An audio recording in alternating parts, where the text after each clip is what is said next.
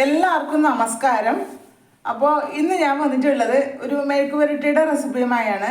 അപ്പോൾ മെഴുക്ക് പുരട്ടി പിന്നെ ഉണ്ടാക്കുന്നത് ഞാൻ കായും ക്യാരറ്റും കൊണ്ടാണ് മെഴുക്ക് പുരട്ടി ഉണ്ടാക്കുന്നത്. അപ്പോൾ അതിനായി ഞാൻ എടുത്തത് ഒരു മീഡിയം സൈസ് പിന്നെ ക്യാരറ്റ് എടുത്തിട്ടുണ്ട്.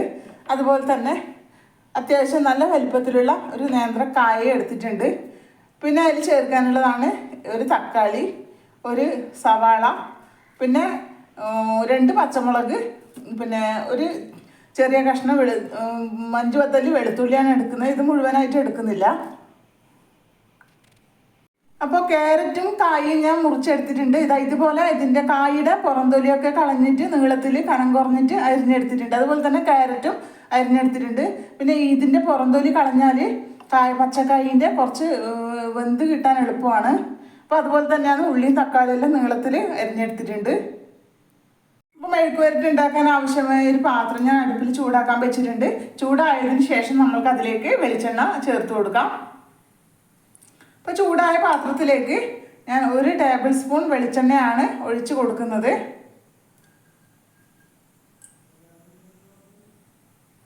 അപ്പോൾ വെളിച്ചെണ്ണ ചൂടായിട്ടുണ്ട്. അതിലേക്ക് നമ്മൾക്ക് 2 പച്ചമുളക് ചെറുതായി മുറിച്ചതും പിന്നെ 5 പത്തല്ലി വെളുത്തുള്ളിയും പിന്നെ ചതച്ചെടുത്തിട്ടുണ്ട്. അതുകൂടെ നമുക്ക് ചൂടായ വെളിച്ചെണ്ണയിലേക്കൊന്ന് ചേർത്ത് കൊടുക്കാം.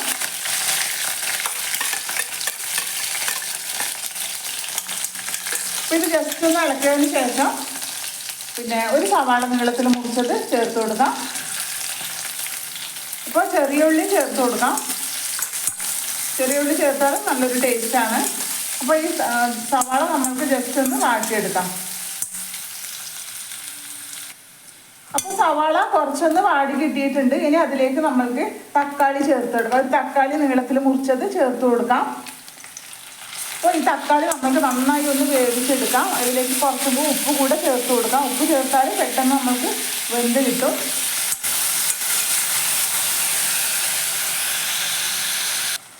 തക്കാളി നല്ലപോലെ വെന്ത് വന്നിട്ടുണ്ട്.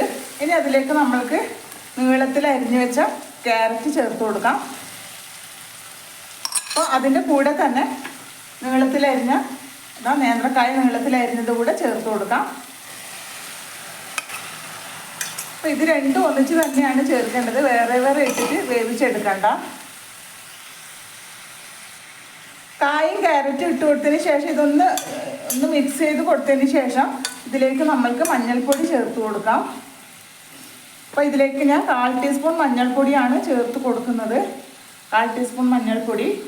അതുപോലെ തന്നെ ഒരു കളറിന് വേണ്ടിയിട്ട് ചുവന്ന മുളക് പൊടി ഇട്ട് ചേർത്ത് കൊടുക്കുന്നുണ്ട്.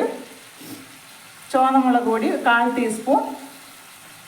അപ്പോൾ ഇനി നമ്മൾക്ക് അതിലേക്ക് വേവാൻ ആവശ്യമായ വെള്ളം കൂടി ചേർത്ത് കൊടുക്കാം. അപ്പോൾ കായ്ക്കും ക്യാരറ്റിനും നല്ല വേവുണ്ട്. അപ്പോൾ അതിന് കണക്കായുള്ള വെള്ളം കൂടി നമുക്ക് അതിലേക്ക് ചേർത്ത് കൊടുക്കാം. അപ്പോൾ 1/2 ഗ്ലാസ് വെള്ളം ഞാൻ ഇതിലേക്ക് ചേർത്ത് കൊടുത്തിട്ടുണ്ട്. ഇതെല്ലാം ഒന്ന് മിക്സ് ചെയ്തെടുക്കാം. അപ്പോൾ ആവശ്യത്തിനുള്ള ഉപ്പ് കൂടി ചേർത്ത് കൊടുക്കാം. ഞാൻ തക്കാളി വഴറ്റുന്നതിൻ്റെ ഇടയിൽ ഉപ്പ് ചേർത്ത് കൊടുത്തിരുന്നു. അപ്പോൾ അതിന് കണക്കായിട്ട് നോക്കിയിട്ട് വേണം ഉപ്പ് ചേർത്ത് കൊടുക്കാൻ. അപ്പോൾ ഉപ്പ് കൂടെ ചേർത്ത് കൊടുത്തു. നന്നായി ഒന്ന് മിക്സ് ചെയ്തെടുക്കാം.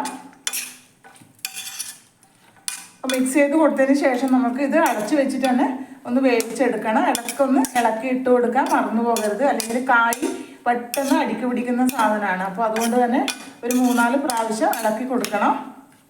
അപ്പോൾ ഇത് നമുക്ക് ഒന്ന് അടച്ച് വെച്ചിട്ട് തന്നെ വേവിച്ചെടുക്കാം.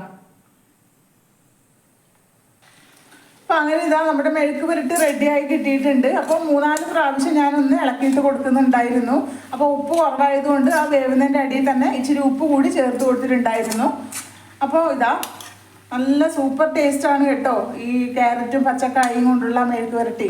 അപ്പോൾ എല്ലാവരും ഇതൊന്ന് റെഡിയാക്കി നോക്കിയിട്ട് നിങ്ങൾ ഫീഡ്ബാക്ക് അറിയിക്കാൻ മറക്കരുത്. അപ്പോൾ അതുപോലെ തന്നെ ചാനൽ സപ്പോർട്ട് ചെയ്യാനും മറക്കരുത്. അപ്പോൾ അടുത്ത വീഡിയോയിൽ കാണുന്നത് വരെ എല്ലാവർക്കും ബൈ.